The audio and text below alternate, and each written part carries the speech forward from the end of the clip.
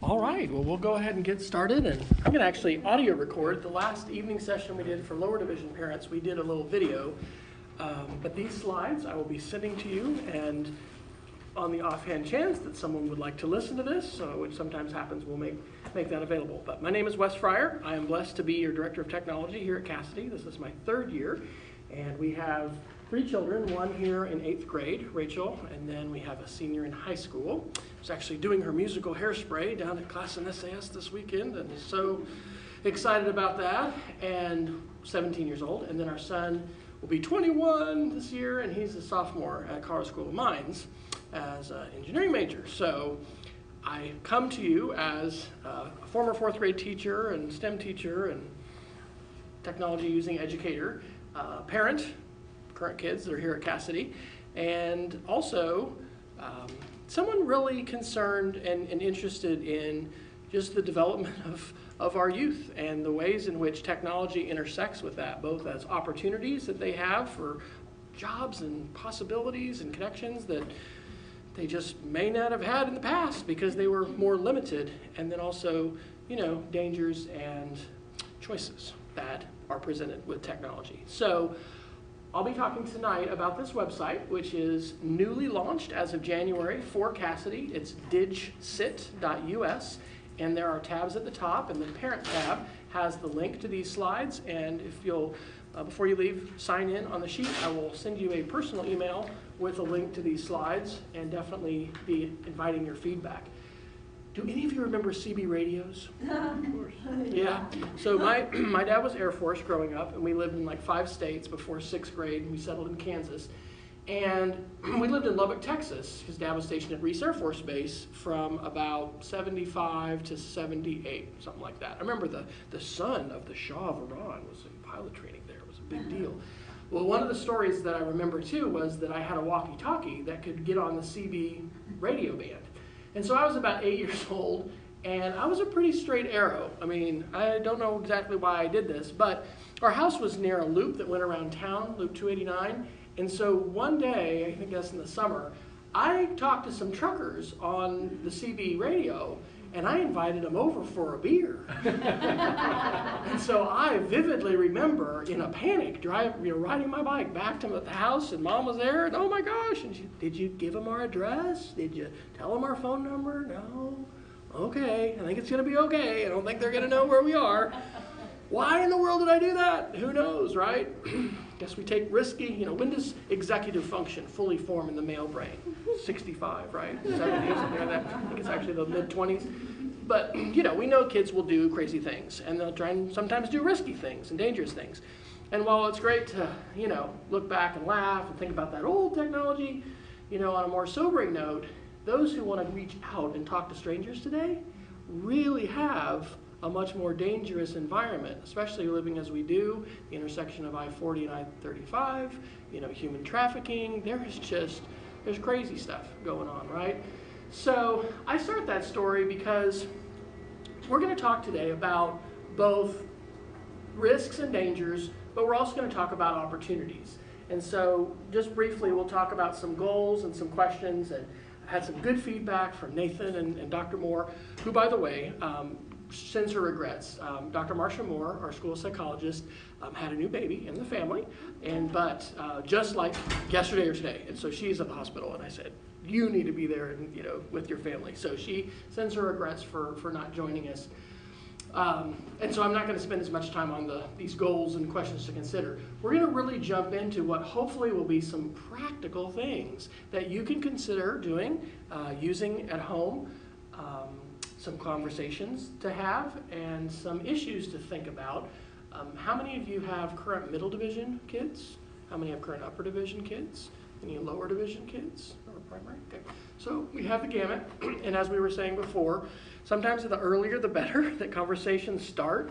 I personally and my wife, continue to benefit from the chance to talk about these things and revisit this, because you can hear your kids should check in their phone, but we didn't do that for years. And it's not to say everybody needs to do that. And with a lot of the things we'll talk about tonight, there's not this is absolutely what everybody should do. I'm not sure when your child should get a phone, but I kind of think by the time they're in 12th grade, they probably ought to be navigating that, because it is an important part of the landscape of, college, of being in society today. And so navigating the space between protection and what we're going to block or what we're going to prohibit, and then how do we help you get ready for the choices that are out there, I think is a challenge. So we're going to talk about Snapchat. We're going to talk about group chat. We're going to talk about our media diet. How do we decide what it is we watch and why we decide it's appropriate? And a little bit about YouTube and safety and strangers. But first, let's talk a little bit about goals. Do any of you have a smart assistant? Since this is being recorded, I'll say the Miss A. I won't say her name, or the Google Assistant, or do you use Siri on your phone to be able to text? I know I've had some kind of comedic errors before when I've been trying to use Siri. I mention this because these smart assistants, I'm really not a Star Trek fan like my wife is. I'm kind of more of a Star Wars guy.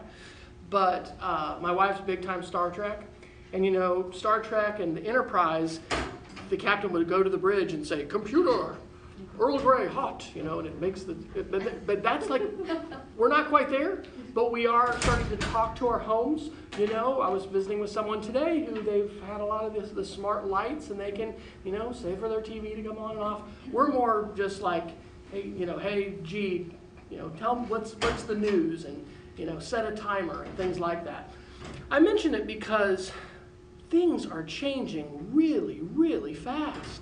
And this gentleman, you may recognize him, Sundar Pichai. He is the CEO of Google. I guess we're almost to March, but last month for the 1st of February, or late January, he was quoted as saying, "Artificial intelligence is going to be bigger than fire or electricity in shaping our society." Like almost every single aspect of society is going to be shaped by this. And these assistants are sort of a physical manifestation of this happening now before our eyes. Here's the point. My grandmother was born in 1903. And so my dad used to say, think about Graham, is what we called her. That was when the Wright brothers flew, right? 1903, Kitty Hawk, North Carolina. And she lived to 91. So she saw the moon landings in 69. She saw 81, the shuttle. All that change. Think about that life, spanning a century. And I really think we might be seeing more change in our lives than she did over the course of the 20th century. And so tonight is important, and I'm so glad that you came. I'll be sharing the slides with you. So in terms of the links, it's a PDF. You'll be able to click the links if you want to go to any of these resources or tools. Casady School wants to have opportunities not only for us to talk as adults, but after spring break, we're going to have some sessions for older kids in lower division, as well as parents, and then middle and upper division kids to come together and for us to talk about some of these issues. There are things the kids know that we don't, right? And we'll talk about Logan Paul and some things that happen around Christmas, and probably every high schooler and maybe middle schooler or school knows about that stuff, but many of us as adults may not. We need time to process change, and then this word, I love this word. We're working on our portrait of a graduate, the characteristics that describe both descriptively and aspirationally what do we hope our graduates at Casady will exemplify, the skills they'll have and the characteristics they'll have. I don't think we want to just survive. And thrive is a word that so far has made it into that. We want to thrive. And to do that, we really need to find time to process change and figure out what to do. So these are the two main goals tonight. Number one, equip you with some specific tools and strategies. And number two, hopefully empower you to have conversation. Because yes, our teachers here at Casady are going to be working to talk with kids in advisory in middle division and upper division about some of these issues. But there's going to be stuff they won't be talking about, and there'll be new things that are going to come out, and it's really a partnership where we can't cover all the bases, and you might be able to cover all the bases, but probably as dynamic and changeable as this landscape is, we're all going to need to participate in it. So Let's first start with some questions to consider, and these are going to be some of the questions which we'll actually pose to both kids and parents when we meet after spring break. How many of us today are monitoring our kids' smartphone use? Text messages, apps, the use of different, maybe Snapchat, or maybe we're blocking things. So that's over half of us. How many of us have had at least one of our kids check in a device at night? Have you had your kids do this? This is one of those things that I heard Dr. Moore repeatedly talk about. I've heard others share. And guess what? Our son went all the way through school, and we did check on devices, and we'll talk about some of the monitoring we did, but it just wasn't something we did. And we know sleep is so critical, right? And some kids sleep with their phone under their pillow. I now turn my phone to the do not disturb, but if it's in their room, somebody at our earlier session, we did this last week before our ice day, one of the parents had talked about sleepovers, that one of the things they've started to do, and they tell the friend's parent before coming over, I'm just going to have them check in their device. It's just part of what we do, we don't want that to be something that's a problem, so we're just going to have them check in the phone. If that's okay, if it's not okay, just know that that's what we're going to do. And so that wasn't something we had to do growing up, because we didn't carry these smartphones that were really supercomputers, around in our pockets and our purses. How about this? Snapchat or group messaging apps. This app right here, we actually, for one of our children, have had to block for about 6 months, but we've just given it back. Why would you ever do that, Wes? You're such a terrible parent. Well, she's 17. And part of what we're trying to do is to navigate getting ready for making these independent choices. So there are things that we can block, and I think it's appropriate certainly to do that at different ages. One of the things that I am just living myself as a dad more is this idea of one of them is in college, one of them is about to, I think she's going to do a gap year next year, but it's this whole thing that how do we equip them, hopefully, to be making choices on their own that are going to be healthy for themselves. And we'll talk a little bit about group messaging, because we've had some pretty challenging experiences with that. How about YouTube? How do we help our kids navigate YouTube? I'll mention some, YouTube fashion person that my 17-year-old and 14-year-old just love. I've never heard of her before. Are they using profanity when they're doing these shows? They're probably promoting some consumerist stuff. Are we concerned about that? Do they know that? Are they aware of product placement? This is a big deal, right? Some of these YouTubers are making lots and lots of money. There's issues here. And so with the lower division parents, and I didn't put it in this slideshow, we talked about an app called YouTube Kids, which is an app for your tablet, iPad, or Android, where if the kids want them to have access to YouTube, it is a filtered, experience. Is it 100% guaranteed they're not going to see anything objectionable? No. But you can turn the search off if you want, which is probably a pretty good idea, especially for young kids. Kind of amazing how really young kids can actually search, for something, and how do they find out, from a friend or whatever. I throw this in not because I'm going to read these statistics, but to just say YouTube is a big deal, right? About 1.3 billion people are using YouTube now. Every minute they say about 300 hours of video are uploaded. Some estimates are that by 2025, half of viewers under 32 will not subscribe to pay TV. They'll just watch free web video. There's a ton of people watching YouTube. And so I share this not because I'm here to say all of us should definitely let our 4th grader or our 5th grader or whatever be on YouTube. But by the time they're seniors, by the time they're graduating, they will already have been making a lot of choices about their media diet. And so navigating YouTube as a consumer in terms of what I'm going to watch, and also what am I going to share, right? That's something to think about, because we have chances now. Kids aren't on Facebook as much, but on Snapchat or Instagram or whatever their social media is, being able to share video. So what limits should we have? What does my 14-year-old daughter want to say?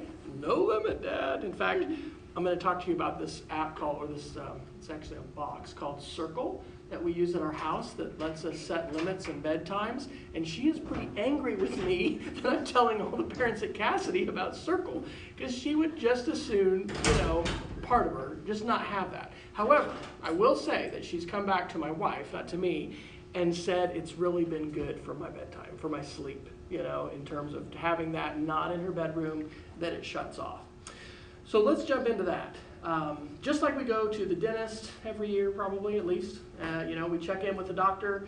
Doctor's going to take our blood pressure, going to find out our pulse, test our blood. Those are things that check in so that they can say, as the doctor told me last time, this cholesterol is a little bit high. May want to adjust the diet a little bit. I think that tools can be used in that same way digitally that can help us check in.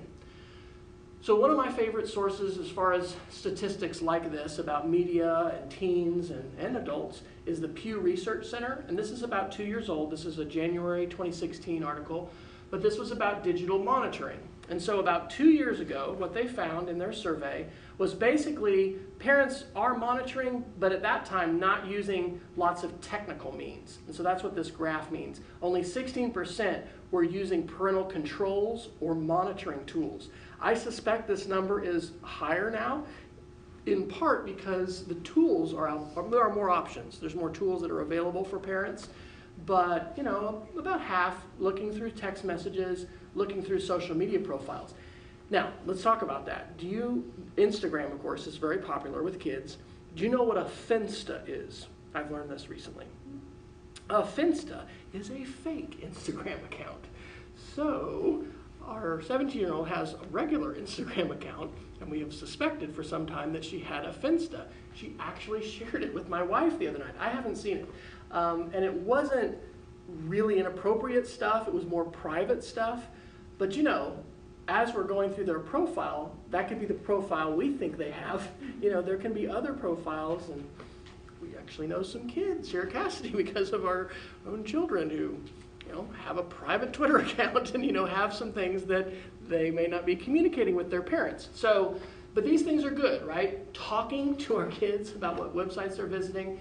And so this is showing that I think it's on the rise, and I would guess if we had a more recent study that those numbers would be a little higher. So is there a way for you to know, in your checking whether your child has another account or a fake? So we definitely use a common lock screen code, a 4-digit code on all of our devices, so we don't have to guess, and we have that conversation. Who owns this? Okay, this is ours. If a crime is committed, because anybody can commit a crime with this, right? If you take a picture of a minor without clothes, that is a felony. So if a crime gets committed, they don't call the child. They call the adult, who's the person paying the bill. You have that conversation. You can check apps, and we'll talk about ways with family sharing, and Google calls it something else for Android, but it's a way that you can approve apps that are downloaded. But once that app is there, do they log in and log out? Right. This is probably just something in general true about parenting, right? To what degree is the kid underground, with their behavior and some of the things they're doing, and then to what degree are they forthright in telling you? We've had both. We have a child who loves to talk and tell us, we think, just all kinds of things about what's going on in her life, and we have somebody else who doesn't like to talk as much. I don't think that is due 100% to our parenting style. I think a lot of that has to do with personality. So, there are things that you can do in terms of trying to gatekeep apps that are downloaded. But if they can also an account and then they have another name and they can go to the and they can go to the web, right? They can go on Safari or on Chrome or whatever. So I think there's always going to be the possibility to hide and the possibility to do things, and we're going to talk about some of those because nothing is going to be a 100%. And that's why the dialogue and the conversation is important. Hey, it's why we like them to bring their friends over to talk, right? Because we learn things, and just also, it's not just like technology things, but we learn about their friends, and their personalities and the kinds of things they're into. So And we've, again, had some that like to bring their friends over and some that don't. I have to warn you, and you may already know this, that if you do a search on Google for something like monitor kids' internet tech use, there are a number of companies masquerading as parent monitoring, software, which are actually for stalkers. And so there is software now, if you or you know someone who's been involved in a custody battle and a divorce, or just a negative relationship where somebody wants to stalk you, if they can have access to the smartphone, if they can get that person to click a link, they can have control over this device. They can activate the camera without it lighting up. They can activate the microphone. They can have access to all of the data, the cell phone text messages, and it's called spyware, okay? So monitoring software, and we've learned about some and tried some. We did that survey a year or so ago here at Casady as far as like what parents, not the big one for all parents, but when we were just talking about social media, there was a lower division survey and we sent some out for middle and upper. We found out about Teen Safe. That was one of the ones that we tried. And it was pretty much a stop the internet, block access. But that exists. And that's actually a good conversation to have too, right? We need our kids to know, we need to know, this is a critical device. Like I went to Egypt in November for a conference, and I did a lot of reading about customs. Customs is this kind of sort of no man's land between you're not really in the United States yet, you're not in this other country. I mean, the stuff on your phone, I think that last year there were 30,000 searches where the customs service, plugged in and just got all the data off that phone. And while we hope that our country remains benevolent and all of that, I mean, once that data is taken, where's it going to go? Who's going to take it? So there's a lot of things to think about, not just in terms of, what apps kids are installing and do they, are they sharing with us what, the kinds of things they're doing. It's also about safety, hacking, protecting. So let's talk a little bit about browsers, right? Just at a very basic level. We have apps, but we also have the web. And so depending upon what you have, if you've got an iPhone or an iPad, Safari is your built-in browser. Chrome is more and more, I think it is the most popular browser. A lot of people that, grew up with that blue E, that meant the internet, right? That was Internet Explorer, now it's Edge. But these browsers all keep history, okay? How many of us have looked at our kids' history on the computer? This gets quickly complicated though, right? Because are you looking at the phone?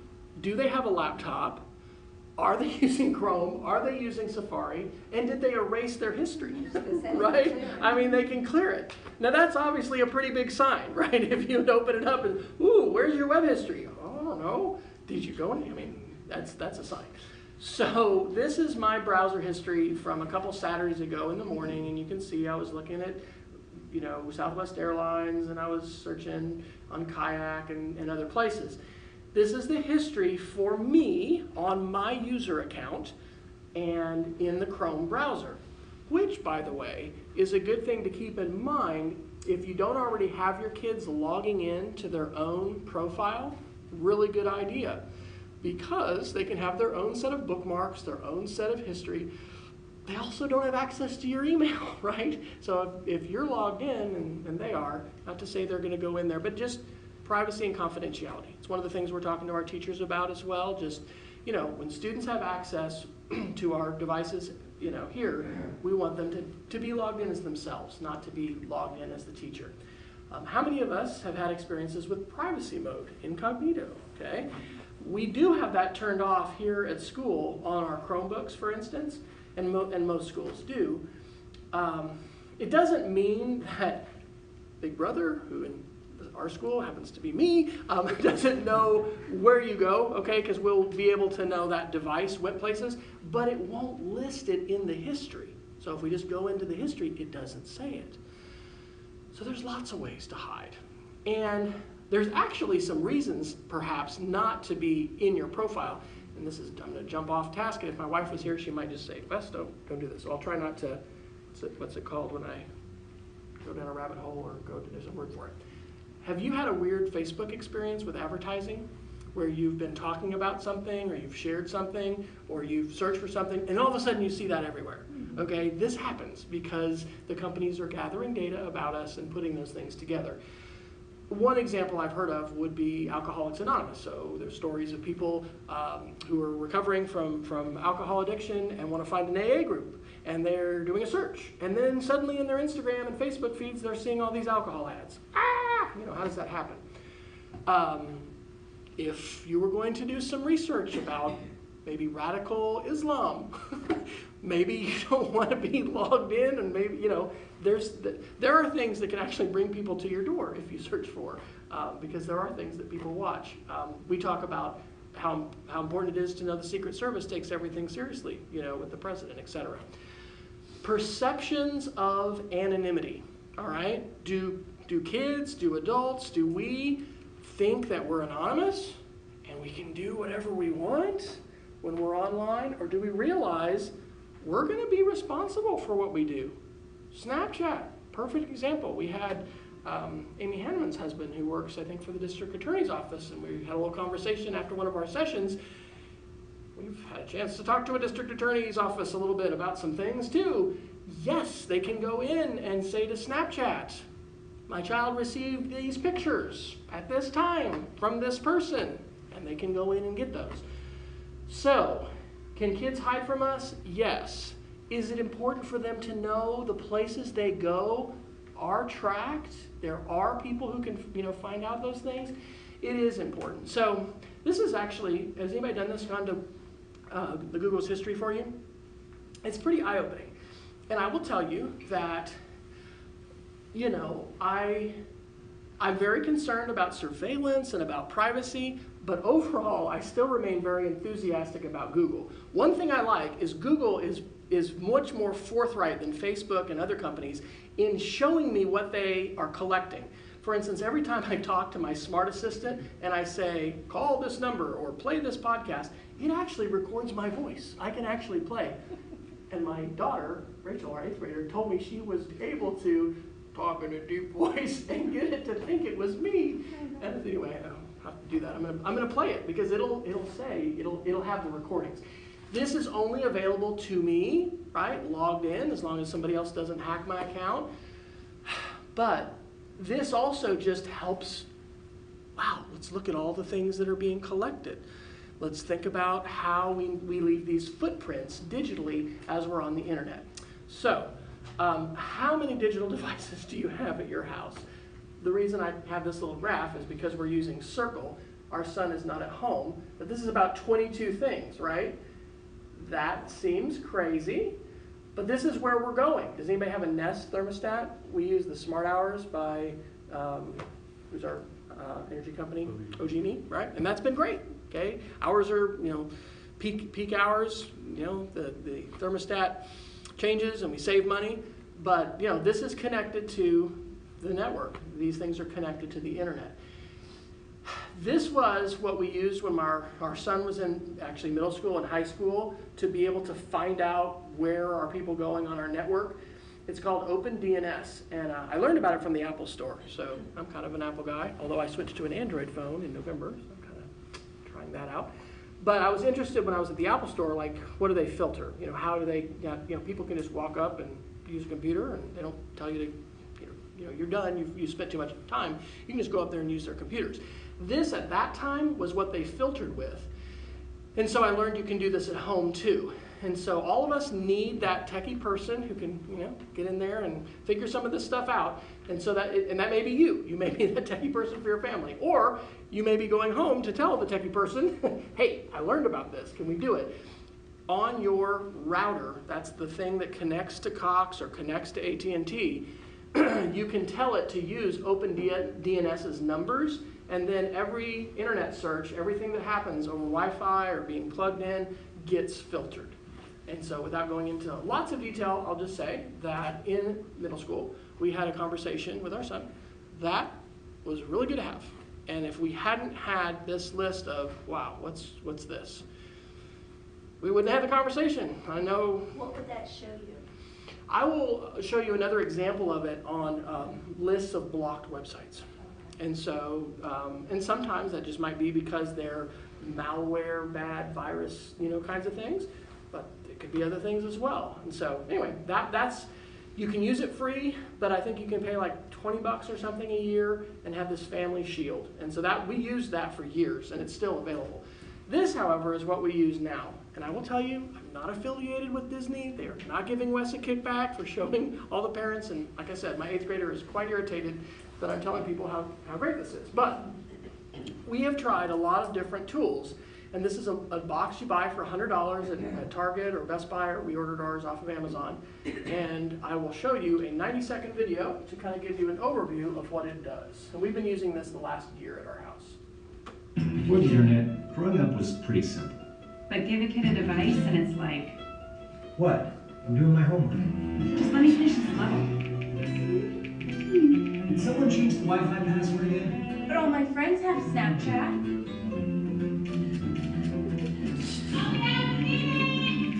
Basically, kids are always online. It's like somebody taking a photo. And that's why there's Circle. What? Circle, an amazing little gadget that pairs with your Wi-Fi and lets you control every device in your home, no matter what kind. So, can you set a time limit on Netflix? Yep, Can you filter out bad websites? you betcha. Can you pause the internet? Yes, What about tablets? covered, Smartphones? covered. Chromebooks? So what about scheduling a bedtime where the internet magically disconnects, just for the kids' devices, so they actually go to bed on time like they're supposed to? What? That's a yes. Whoa. It's basically the ultimate internet pausing, Instagram limiting, bedtime enforcing, homework helping, save the data device that is super duper simple to set up. Nice. Did I say it was simple? Yes, you did. It's pretty much the most awesome thing ever. Meet Circle. Parenting just got a little bit easier. Just a second. Okay, so yes, it is awesome. However, as I'll say again, like nothing is the silver bullet, right? In school, we don't just have one filter and say, we're all just perfectly fine. We don't have to check anything else because we have a filter. No, the filter is one level of security. This is a screenshot of the Circle home screen, and we've got other devices for friends and people who come over. You notice that there are some little circles that say go in the corner, and that's because we pay $5 a month, and both of our girls are filtered when they're away from home, off of our Wi-Fi, just on their data plan for their cell phone, which is, this is the only tool I found that had that available. So here's Rachel's profile from a week ago Saturday. This was about 11 o'clock. She had been up about an hour on Saturday. We can see that there's different things. You can choose default filtering levels, and so if kids are younger, teenage, we have bedtimes. They're different for weekends than the weekdays. We don't have time limits currently. We don't have off time, but we do, have the history that we can look at. So this is showing usage, and this is actually the Friday before. So the Friday, like 3 weeks ago, wow, she was on 6.5 hours, mostly after school, of course. But look at that, 3 hours and 45 minutes on YouTube and 2.5 hours on Snapchat. A little bit on Netflix and, not very much on Instagram. But if we want to, we can tap that as the parent, and we could choose to set a limit. Okay, we could also choose to block it, and we did do that with Snapchat. And just because the kids are being quiet about something doesn't mean everything is going well. You always look for behaviors and changes and things like that. One of the things this has given us is a baseline to talk about usage, and of course homework and kids are different. But before this, we knew it was a lot, but we couldn't say it was that much. And so this is something that we're revisiting and talking about. How much is too much? This is the bedroom or the bedtime, and you can give a reward. In fact, that happens, often on the weekend if there's somebody spending the night or, something special. Dad, in fact, I usually get calls for two things. It's the 17-year-old wanting money in their account, and then it's the 14-year-old wanting longer bedtime. So glad they call sometimes. But this is history. So what we're looking at here are visited websites. So you can see it has the main domain of what website that they're visiting. They actually visited Facebook. Yep, and that could be a link that she clicked somewhere. It also might be that the app used it because as it accesses the internet, she very well, is probably using the Instagram app, but it's going to that site. So it's showing you every website either through a web browser or through an app that is being visited. I don't have a screenshot of this, but when you click filtered, that shows things that are blocked. And many times, those are things that it's protecting you from that are malware. That's bad, like bad software or a site that it thinks has a virus. And so it's filtering it. But it can be other things too, like pornography. Yes? When you were back showing the online times, Yes. and this is going to reveal my absolute adolescence with this stuff, but Okay. when it says 3 hours and 45 minutes of YouTube, does that just mean the app was open, or that there were actual videos playing? It means that she was actually using that app for that long. And as we'll mention, and I think that she's going to agree to talk about, she has a YouTube channel. She has over 800 subscribers. She has really good friends in Holland, Canada, and Australia that she plays Minecraft with. And so she's like into that quite a bit, which she can do a screencast now better than I can. So there's skills that she has. But, this is still a conversation for us to have. Is that too much? Because that's one thing that I like. She could be in the YouTube app, or she could be just in Safari or whatever her browser is on her laptop or on her phone. And either place, it adds it all together. You can actually tap the little arrow next to some of these, and it'll break it down and give you a little bit more. But that's a combined amount of time. Yes? So all this will happen if they're connected to the house Wi-Fi. And because we're doing this $5 a month, what's called Circle Go, So even if they turn off the Wi-Fi and go on the LTE, you can still monitor? on their device. Now, if a friend comes over and they bring their own phone, who knows? But yes, and technically it uses something called a VPN, which is a virtual private network, and a mobile device manager, an MDM. We use those at school to manage our iPads. They have set it up so that a parent with some modest, let's say that, tech skills, you don't have to be an engineer to do this. But you click through with their phone and you put in their Apple ID and click accept, yes, yes. And so when they turn their Wi-Fi off or they're away from home, then they're filtered as well. And that was one of the biggest things for me. I was like, whoa, because that even at the house, they can just turn the Wi-Fi off and if you don't have something like that, But you would have to. But to this point with the, even if they're out of YouTube but they haven't swiped up or closed it in the background, it's not, that is the time from the active use of the... Correct. It's supposed to be active use. So if it's in the background, because it's tracking the websites and the actual traffic that is coming through. Because when you have this device, all of the internet traffic is actually going through that box. Which, like at school, over in Blake, we have a firewall, okay? It filters, it keeps track of everything that everybody does on our whole network. That circle box is doing the same thing, and so that is how it knows, oh, you're still on YouTube, because there's a YouTube link that it's, getting data, and there's information that's coming from it. That's my understanding. I assume that's what they're doing with the VPN, is they're routing their cellular traffic back through. That's exactly right. Yeah, it's created a tunnel. If you think about a straw, and so you've got other things out there, but the straw has the content. Their information is passing through that straw, and that's what the VPN is doing. All right, so here's my disclaimer. That is supposed to be a spark plug, sparking conversation. No app is the answer, all right? I like Circle. It's my favorite right now. It's my top recommendation if you're not using something else to think about. Because not only does it give us as parents more insight into what the kids are doing, it also gives us some specific controls, like, hey, it's 10:30 and now your device is off the internet, unless you talk to me. We still have the girls check in their devices. One puts it in the kitchen, the other one puts it in our bedroom. But nothing is going to be the answer. And so this is what I really, really believe we need, our conversations. And I'll share some other stories with you that without some of these tools and these strategies, we wouldn't have had conversations that we needed to have. Maybe we would have found out later, but we at least got to find out. Maybe we found out earlier.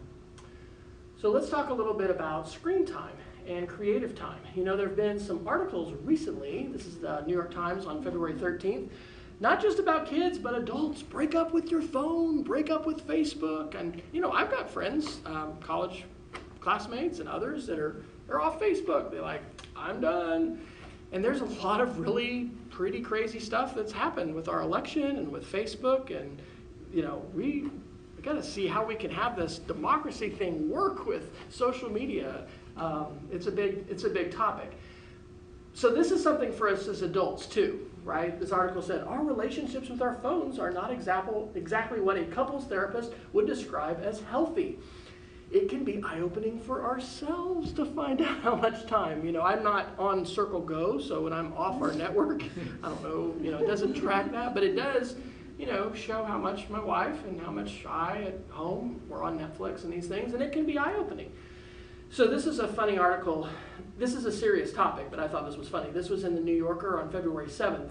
Limiting your child's fire time, a guide for concerned Paleolithic parents.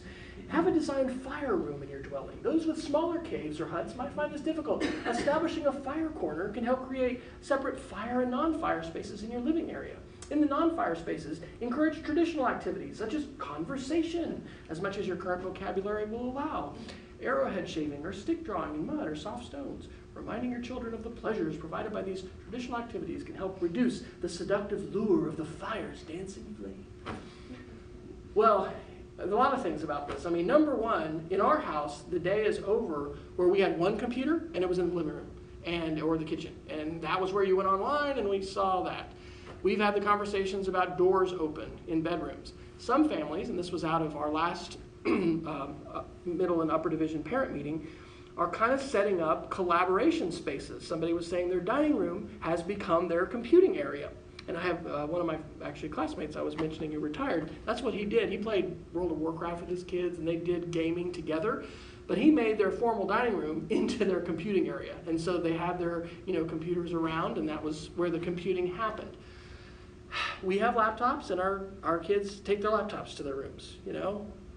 I didn't get to have a TV in my bedroom. I didn't have a phone in my bedroom. Our kids do now. You know, there's different rules, you know. What age would that be appropriate or is that going to be appropriate?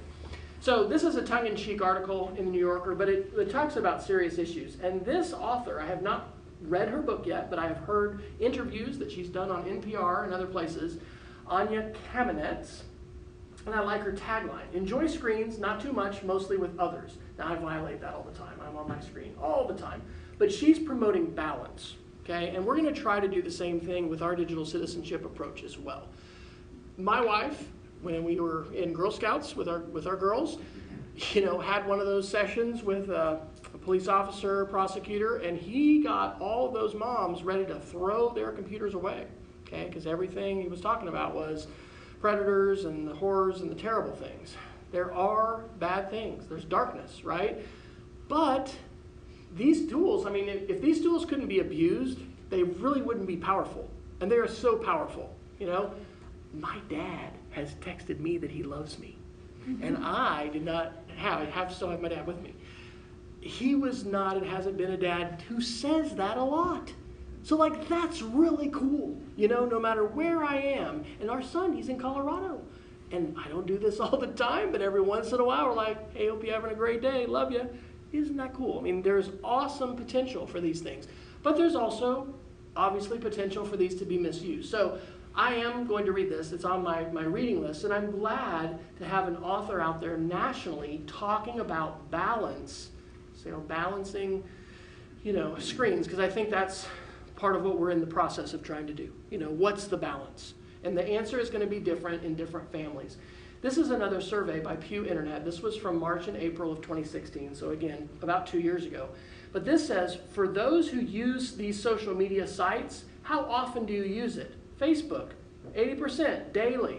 You know, Instagram, half of users were saying daily, and it you know, trickled off a little bit. But, you know, Facebook is designed to what?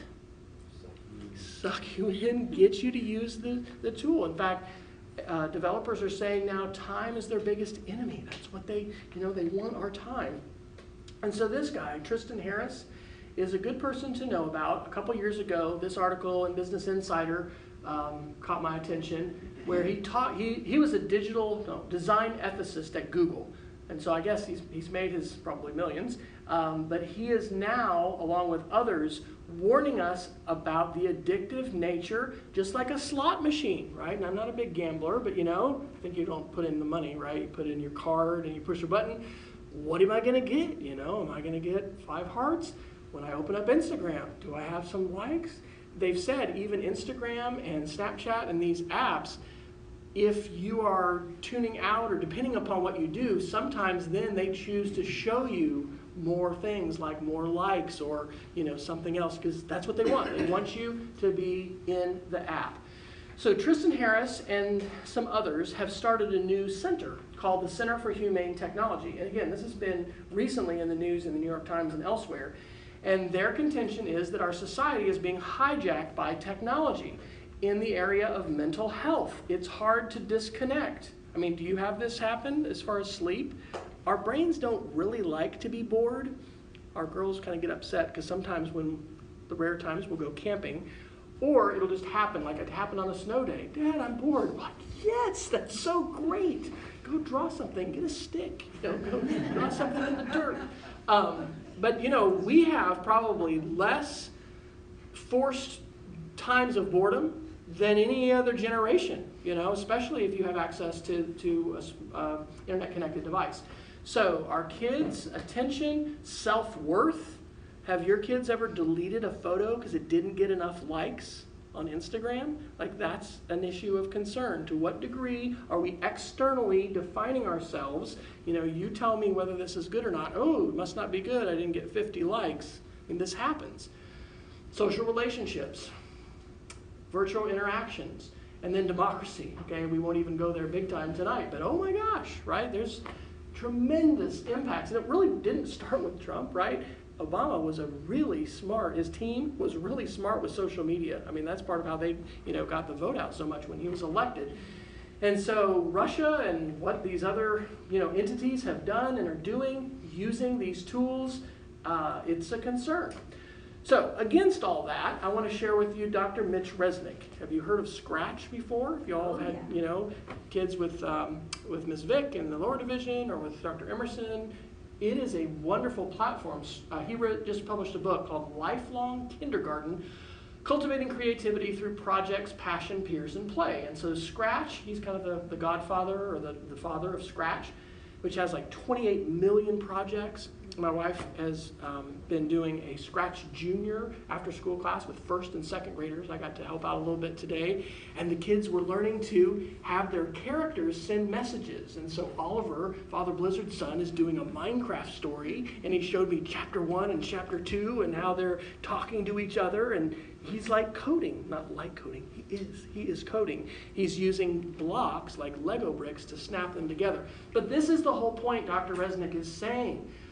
Let's not think all screen time is the same, right? Sitting in front of YouTube for hours or Netflix or whatever is different than creating something in Scratch or Minecraft. That's one of the reasons, by the way, we've done some Minecraft events and we probably will continue to.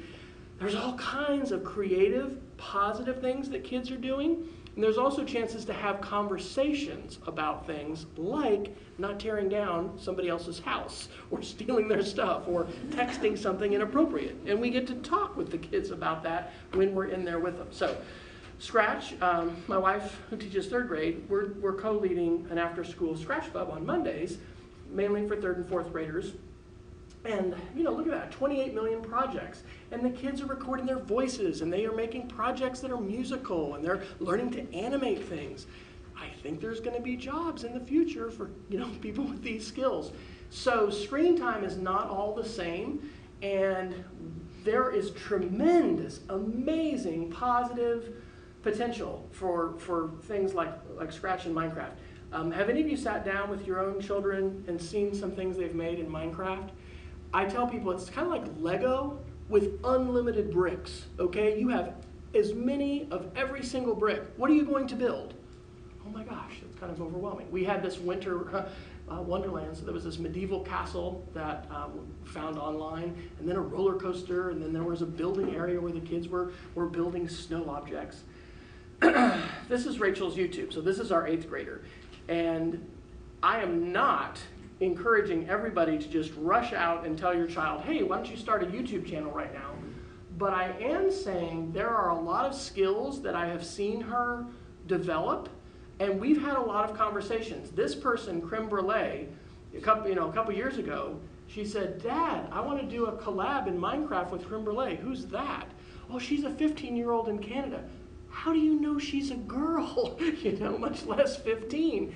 So together, we both checked out Creme Brulee and like her Instagram and her YouTube and, found out. And anyway, they are now friends. And there's a whole group of people who support Rachel, and she likes to do things with the Sims. She just simmed our golden retrievers. Did you know you could do this? There's an add-on pack where you can have pets, and so she recreated both of our golden retriever dogs in The Sims. And that was her latest video she did like 2 weeks ago or a week ago.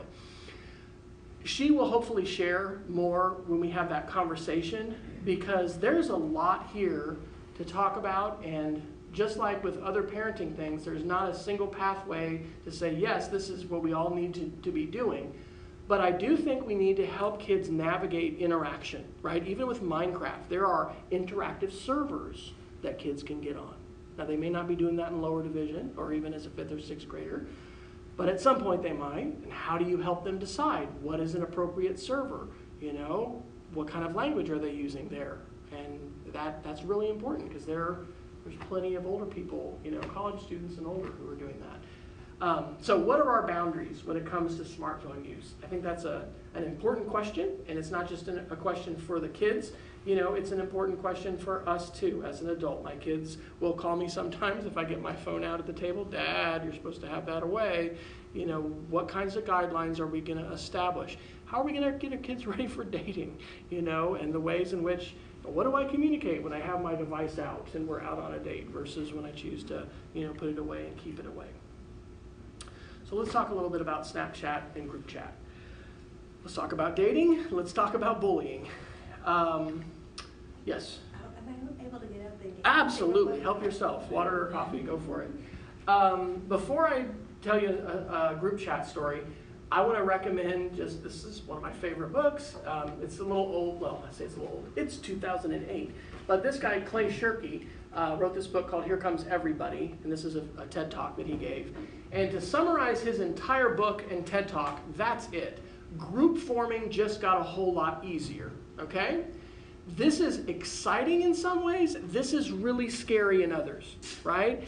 Iran and Qatar and Bahrain and China and, different countries are really concerned about Twitter.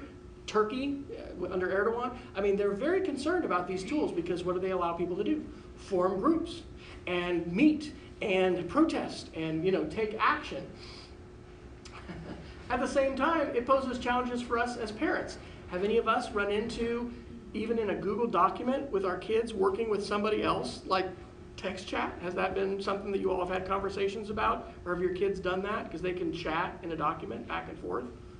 We may or may not be aware of that. That's something we talked about in our last session, was maybe we should help our 5th graders and our 5th grade parents as they start to use these tools even more, talk about what can happen. Because I can be bullied on a text message. I can be bullied in a Google Doc, chat room.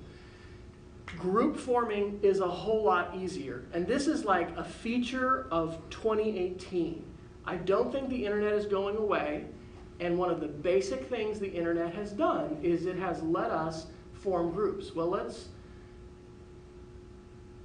This is just saying kind of what I was mentioning there. This is a reference to the Mueller indictment documents that were just released. The tools that are so useful for organizing a parent group are just as effective at coercing large groups of Americans into yelling at each other, right?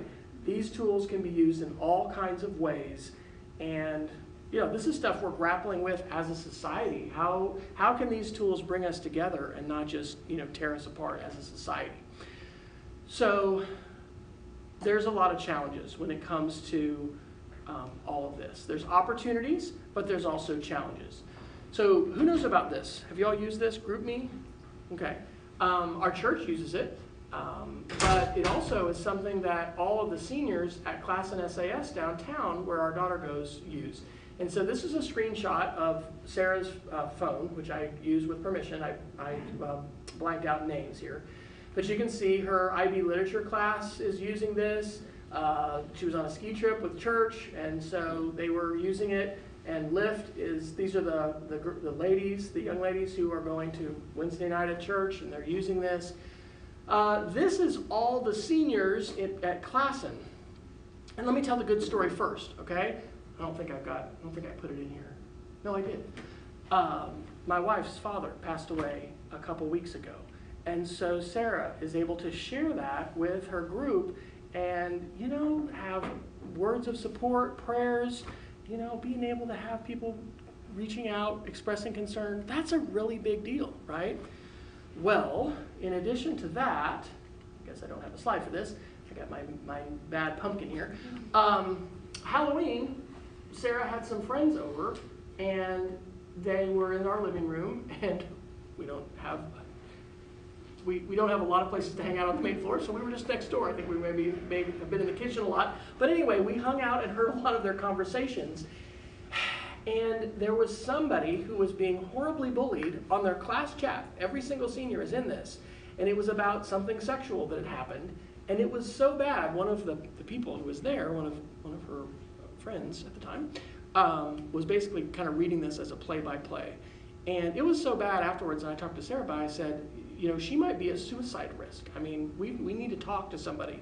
And it actually led to the principal having an assembly with the whole school and talking to them about that. It was a big deal.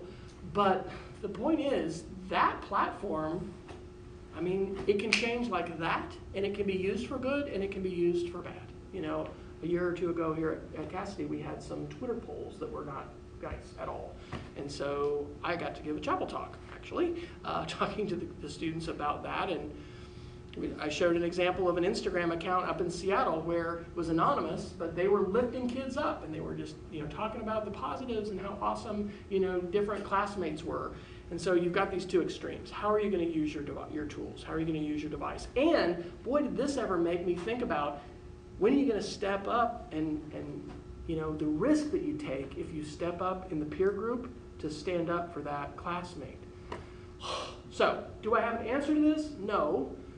Is this being used right now in real positive ways? Yes, but it can change really quickly. So this is, again, why I think we got to be checking in and trying to find out what's going on. And, if necessary, inserting ourselves. Because some of this stuff, the kids may not be able to navigate themselves. Either just because of the peer situation and dynamic, or, I don't know, for different reasons. I mean, we have important roles, right? And my wife, she got to stay home when our kids were really young. I think it's absolutely, if you can, it's important. The more time you can spend with your kids, whether you're a working mom, working dad, staying at home, it's just vital, right? Teen years, it's not like, okay, they're older now, so they don't need me as much. Well, not really. And when they need us, they really need us.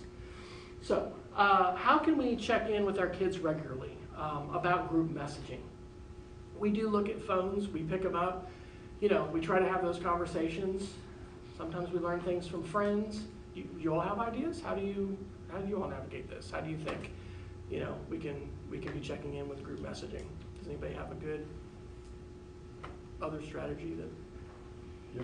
I find difficult is just filtering through the mindless dribble. Yeah. And just knowing, because there's that nugget that you're looking for. I tell you something's going on, but you're like, oh my God, how many more emojis can I go through?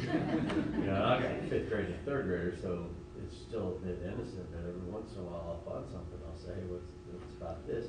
But it's exhausting. You're talking about screen time. Right.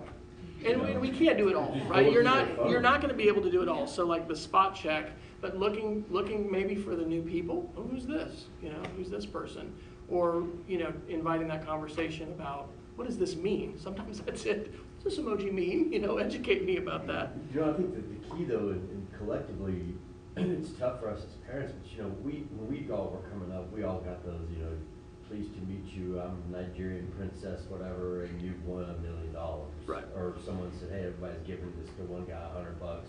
If you only forward this yeah, to pyramid friends. thing Right. and all that, and it seems very innocent now to us, but you mentioned something earlier about the product placement and that's nothing new to our world. And, most of us in this room are analog children turned into digital adults, raising digital children.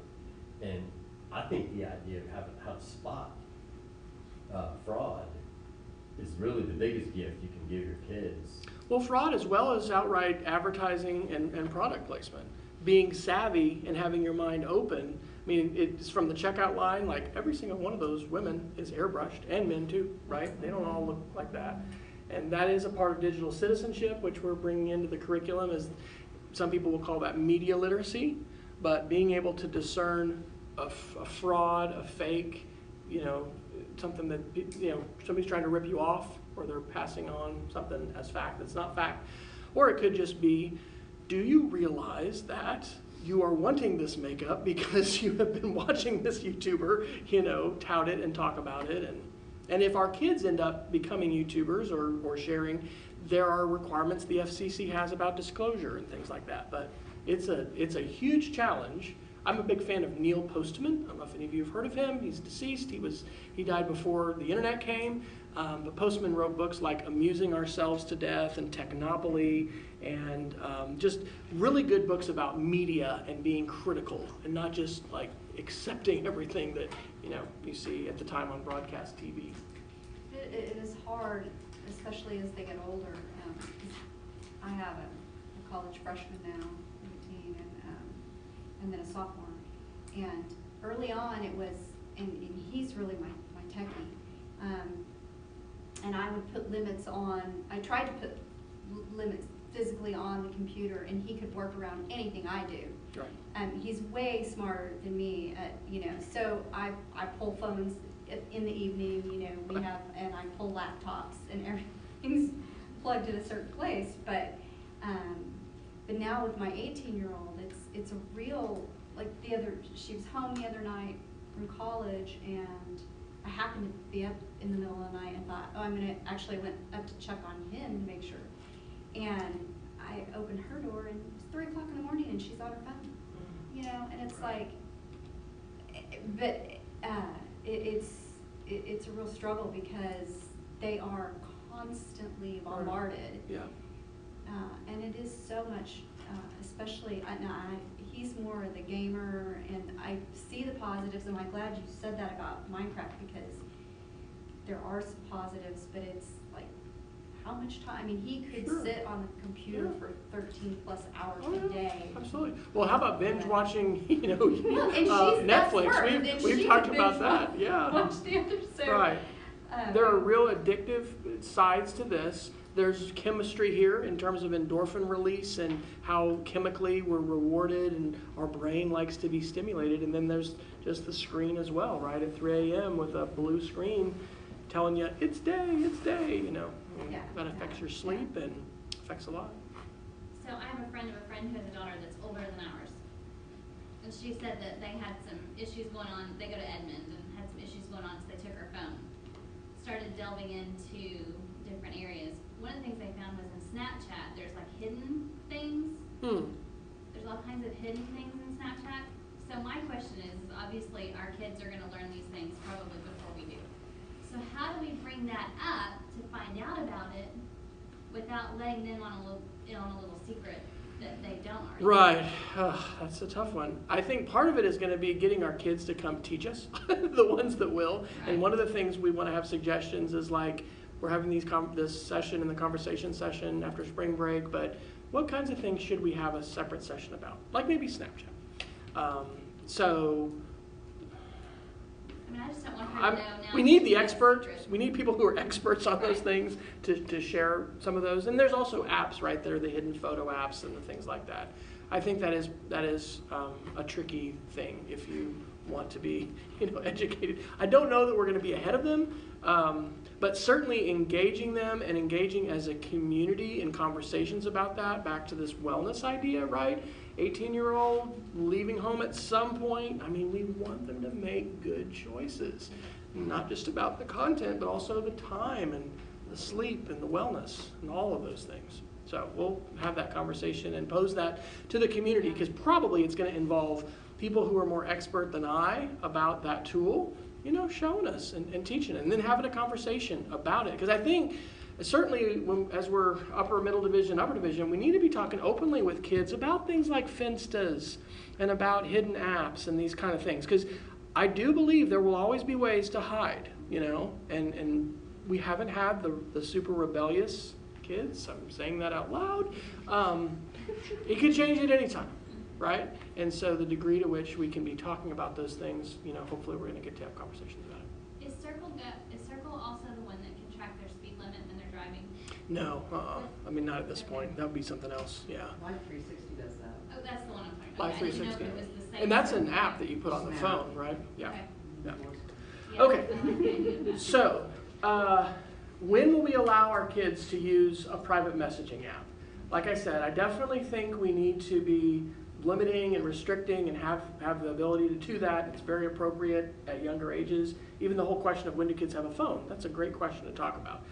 But you know, by the time kids leave, we probably don't want their first private messaging experience to be at college. You know, I think we want to be having conversations with them, even text messaging, right? And my girls probably won't listen to this. I'm not going to embarrass them and tell stories I shouldn't say. But I am going to say that, like, gosh, dating and texting the opposite sex, wow, how do you help them figure out when is too much? When do you need to, like, cool it a little bit? I mean, and then what do I know? You know, what does my wife know anyway? These are things to talk about, because they really have some challenges that were not present when all of us were growing up that they will have in college and after. So I'm not going to play this video, but we do have in our curriculum some stuff about sexting, right? We need to be saying, not just to our girls, but to our boys too, you know, don't let people take pictures of you naked. You know, you will lose control over that. You have no ability to control where that image goes.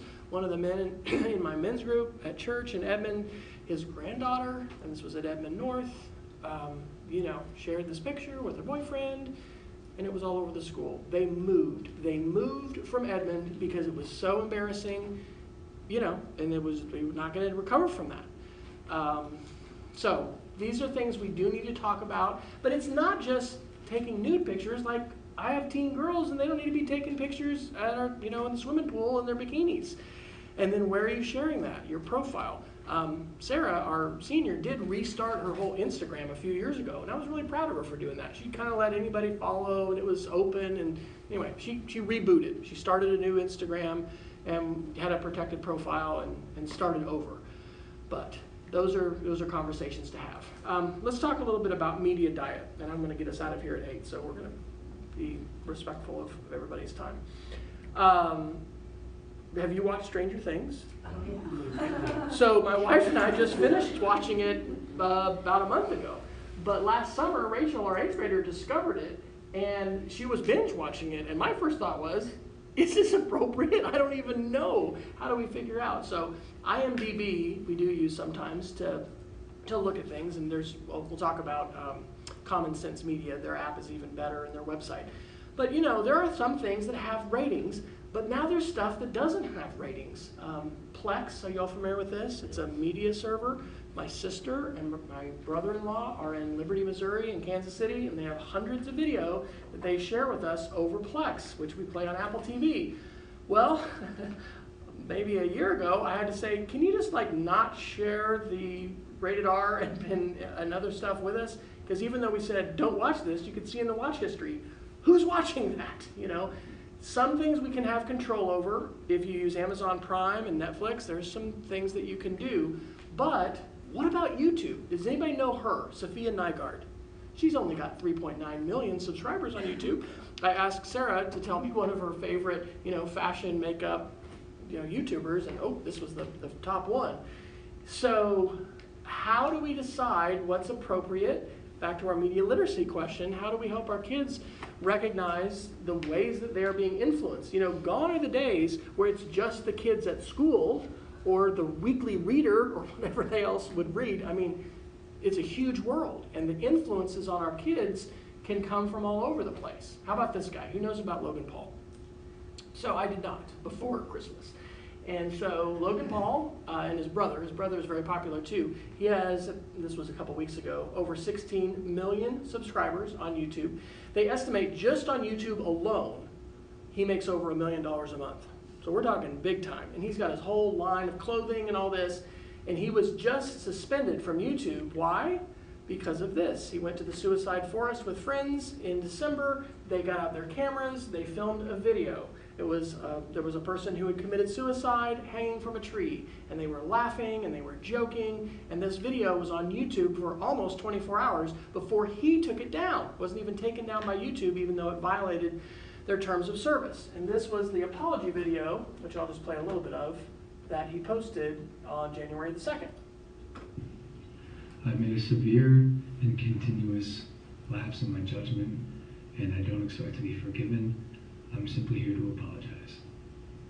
So what we came across that day in the woods was obviously unplanned, and the reactions you saw on tape were raw, they were unfiltered. None of us knew how to react or how to feel. I should have never posted the video. I should have put the cameras down.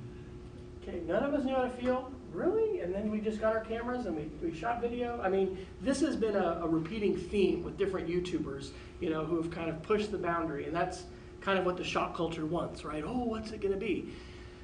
So my point of showing this, this is a great thing to talk to our high schoolers and maybe our middle schoolers about as well, right? I talked to Brandon Krosno, who's our recent college graduate now, but Casady grad. And when I mentioned this to him, he said, oh yeah, my friends and I talked about that for about 4 hours one night. You know, our kids are grappling with this kind of thing.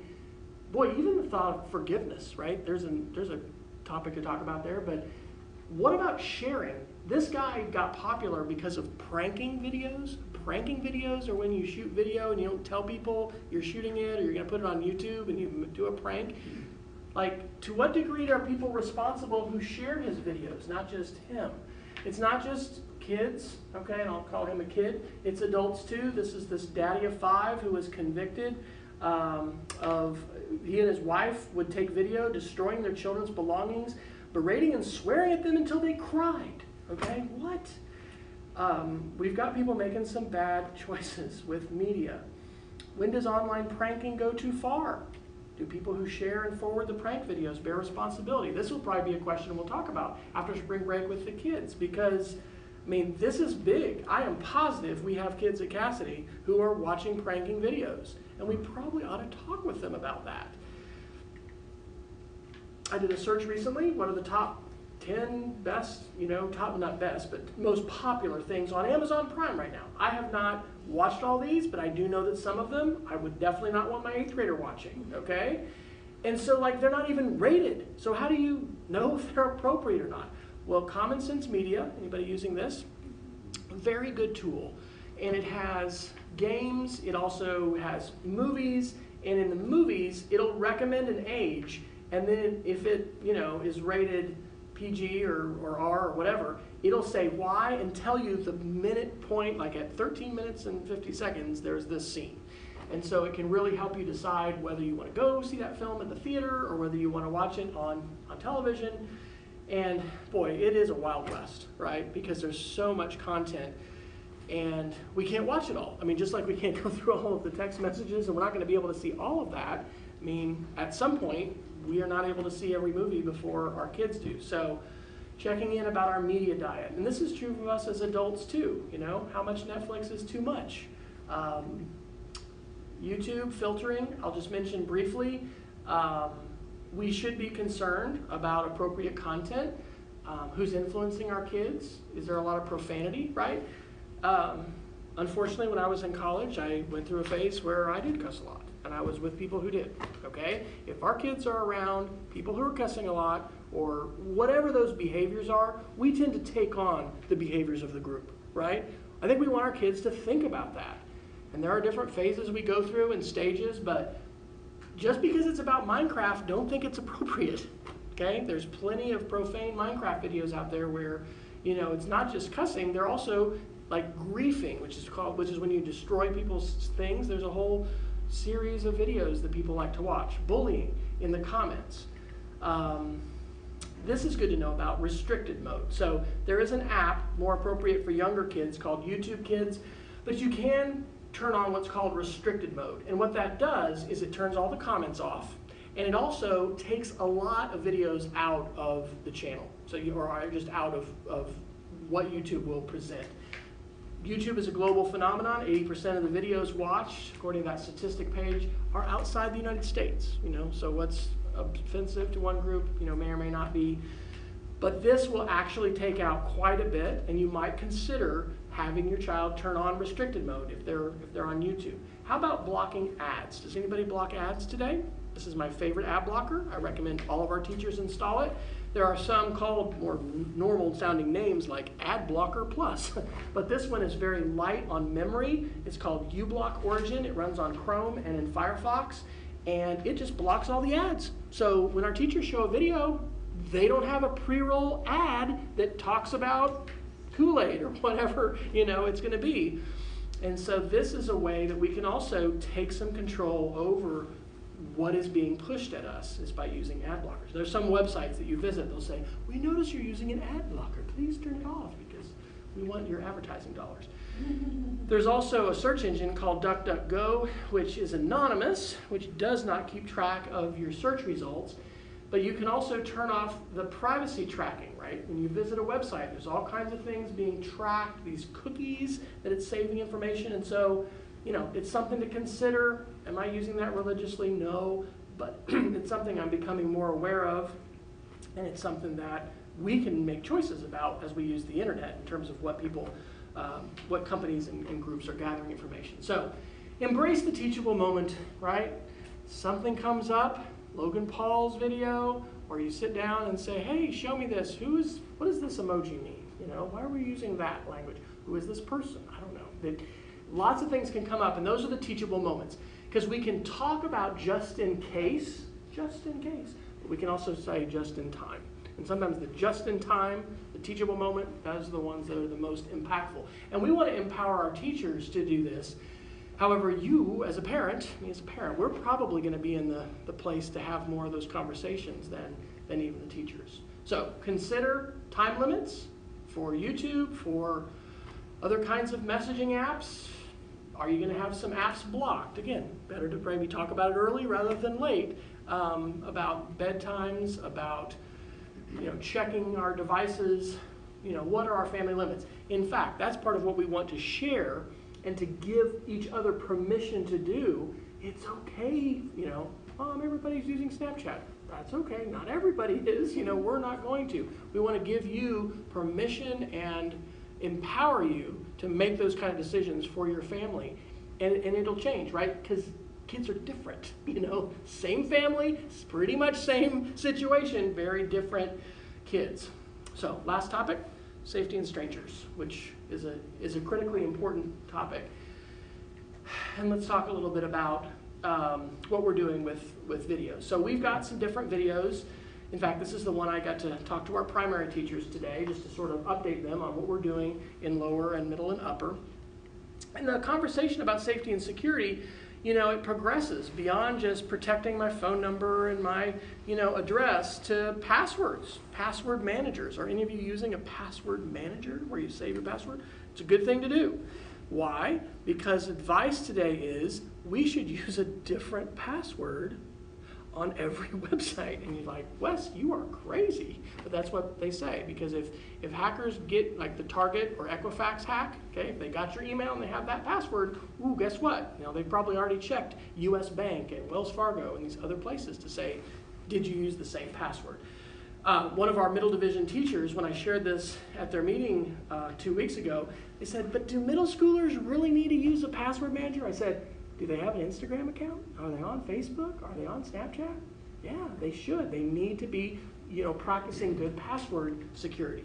So these are the two we recommend the most. This is free for individuals, so we help teachers set this up. And the one that we use as a family, and we pay $60 a year for, I just have to renew it, is this 1Password. But both of these, it does put all of your eggs in that basket, right? Because if you lose that password, or if somebody hacks that, oh, they have all of my stuff. but they're using other layers of security in order to protect. And I mean, I have over, it's a little embarrassing here, but I have over 200 now, okay? And it's crazy, but I mean, technology director and all these things that I do, there's a lot of websites that I log into. There is no way I'm probably remembering more than 5 or 10 passwords, but I don't have to. I remember one password and then I copy and paste on my smartphone or on my laptop. Yes? Just a word of caution though, because I bought at the very beginning when these password apps came out, I got one of the free ones, okay? And this was back when Apple was in, I don't know, 7, okay? You know, so it was every so ever you had to update and update and update. Once I just downloaded the new iOS 11, my password app blocked out. Oh. And they're not updating it. No. No way, yes. So I had, like you, 200 some. Okay, I bet though, I bet that you can go to another device. Well, I bet you could go to another device, and if you needed to even borrow one, we could probably help you. Because if you install it on that older device, yes. if it's in the cloud, if it's saved on there, Yes, then possibly, yeah. If it's not just local. Well, I sent the developer saying, hey, you know, I mean. That's a serious leave you hanging. Even send me something that I'll pay for it, you know, and I'll just, so it'll take that information and then reload it. And this is not just for us, this is also for parents, for neighbors. You know, so much digital now in terms of how bills get paid and things like that. Where are, you know, aging parents, where are, you know, neighbors and friends recording this kind of stuff, and how are they keeping it safe and secure? Printing it out.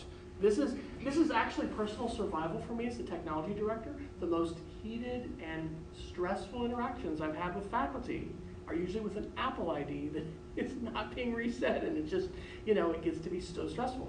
I remind them in those moments, if it was easy, it probably wouldn't be secure. So they're making it a little challenging because they've got to put some roadblocks up. But if you have passwords in a place like this, and I encourage them, print out your password and protect it like your passport, or protect it like your social security card.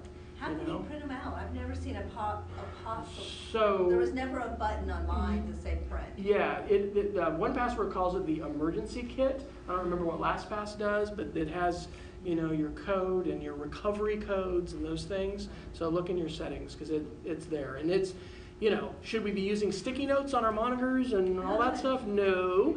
But should we have a place where, you know, our family knows others, this is where my passwords are? Yes. Yes, we should. Real quickly, 2-step. Is anybody doing this on their Google account or other things? 2-step means when I log in with a new device or every 30 days, I am sent a text message or I use an app to prove my identity. We moved to Oklahoma in 2006 and I worked for AT&T for 2 years. And we had these little key fob things, or I don't know what that was called. It was an RSID thing. And so it generated a 6-digit code, and it was different. And in order to get into my AT&T email, I had to put that in. So AT&T in 2006, all employees were doing that. Now, Google is encouraging this. And look, if Colin Powell, pretty smart guy, John Podesta, I think he's pretty smart too, they were hacked famously in the election, right? Any of us can be hacked if somebody really wants to. And so this is now required for all of our faculty and staff at Casady. It took a year as we work with our teachers and our staff, but it's part of protecting our information and protecting our identity. So I think it's a good idea to require that your child give you their passwords, okay? We use a common lock screen code. You might consider anonymous messaging apps. Maybe we're not going to approve them. Kik, After School, Ask FM. As the kids get older, maybe those are things that we are going to approve. But that is an element of protecting from stranger danger. We were talking about apps and app approval. Apple has something called family sharing. Does anybody do family sharing? It's when you can share the music and the movies and whatever content you buy, apps you buy, so we don't have to buy 2 copies. But also, for minors, you can say, you have to ask me for permission. And you get a little pop-up message. It says, Sarah has said, I want to download, you know, such and such. And then a parent has to click approve. On Android, they call it approval settings. And so you can set that up as well on Google Play so that you can approve those app purchases. Gosh. I wish somebody had recommended, and I had listened to them earlier about doing this. And this really isn't just about technology, but like, there's a big difference in meeting somebody at their apartment or their house than meeting them at Starbucks, and the ways in which now messaging just makes it so quick to be able to connect and meet people. It's good to check in with text messages. That doesn't mean your kids didn't delete the text message, right? It can be good to turn on location services. There's other ways of tracking kids. Sometimes that might be needed. I generally think it's a good thing. Okay, you're going this place, you're going to be here at this time, I want to know that you're there. This was one of the best tips my mother ever gave me, and it came from Kim Commando. I don't know if you know Kim, but she's like a maven of technology. About 5 minutes left. And so anyway, she's on the radio and my mom listens to her. This tip basically shows how if you are using an Apple laptop, you can monitor the iMessages that your kid is receiving. Because most messages now sent with an iPhone are not sent actually over the cell network. They're sent over data, and it's called an iMessage. Well, if you set up your Messages app with the Apple ID and you have to log in, you get every single message as soon as it pops up. And again, I will not go into lots of detail, but I will say that in the last year, because this was set up on my wife's computer, we saw some really important messages that we wouldn't have seen otherwise, and it led to conversations and dialogue that we needed to have. And so I really think that is a good tip to consider. Think about the apps and sites that you might block. Think about this too. Are we going to allow them? All right? I think it's really easy and certainly appropriate, right, when kids are younger. Hey, we're never going to allow this. But what about when they're in 11th grade? What about when they're in 12th grade? How are we going to help them navigate those kinds of apps? This is the #1 app my son, I think, uses in college to communicate with friends. This is what he uses as a college sophomore. Well, what's going to be the next one? Well, right, exactly, exactly, right. And also, if you ask kids too, I mean, they realize parents are looking at text messages, and so, there is a desire, of course, to have private conversation. So thinking about that and what decisions you're going to make about that. This is something we've used at our church to screen. We use something called Raptor here at Casady to screen volunteers who are going to come on campus. One of the important things to remember in the whole realm of stranger danger is it's not just outsiders who are online trolling for kids. It oftentimes are people who are knowing our kids, who might even work with them. A parent was talking about swim meets the other day and the kinds of people sometimes that are coming to swim meets. And, there are, unfortunately, training programs like this, and also in Scouts, we have youth protection training.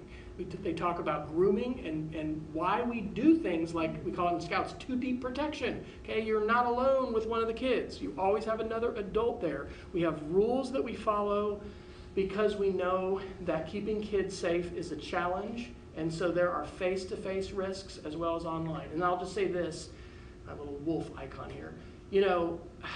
It's hard to help kids, and I'm thinking about my girls mostly, to understand real risk and danger that's out there when they're very naive, and trying to help them not be, scared and petrified, but at the same time not ridiculously naive where they're going to be taken advantage of and have bad things happen.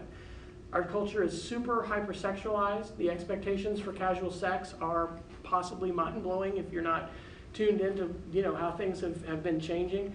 Uber and Lyft. Kids don't even have to have a car now in order to, get places and go and drop off and meet. And so it is challenging. It is very challenging. So, do kids have online privacy rights? This is a great question. We'll talk to kids about this when we get together. I don't barge into my daughter's rooms, but I do have the right to go in there, right? And so I'll knock. And so talking about what are your rights and privacy and my responsibilities as your parent, these are important things to talk with our kids about. And then how about Tinder? Good grief.